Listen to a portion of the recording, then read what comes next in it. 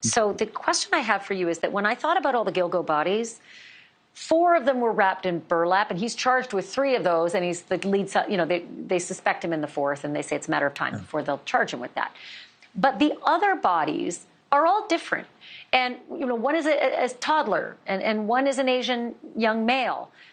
And then there's also this weirdness about body parts missing from some of these bodies and scattered throughout Long Island, like as close to the edge of New York City and as far out to the far east end of Long Island. So with your profiler background, can you make some sense of the way a serial killer, if it's him, I'm not saying it is, but he's suspected at this time only, the way they might evolve, the way they may change their MO over the course of a year or 2 or 3 or 10? Yep, they learn by doing, just as we all do. Think of an analogy like, well, back in the day, we used to change the oil in our own cars.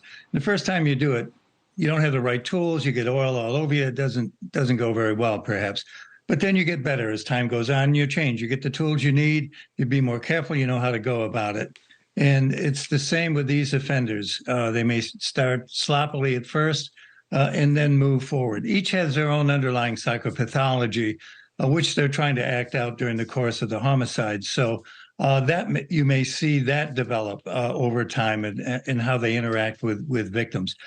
Of course, the challenge in a case like this is to determine whether those other bodies are all his.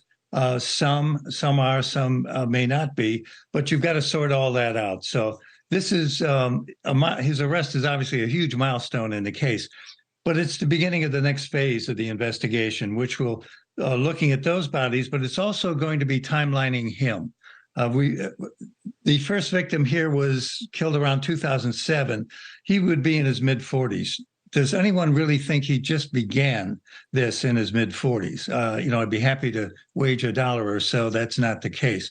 So going back, timelining him, every place he's been, property he may own elsewhere, whatever, all that is underway. So we're in the next phase of a long-term major investigation right now to see if he can be connected to other crimes in other places. I'm so fascinated by, the evolution and how certain serial killers in the past have stopped and then started again. They've had breaks, and it's just, it's sort of mind-boggling. But can I have you back again? I want to have a whole other conversation about that. Sure. Yeah, of course. Thank you for watching. Go to newsnationnow.com to find NewsNation on your television provider. And don't forget to click the red subscribe button below to get more of NewsNation's fact-driven, unbiased coverage.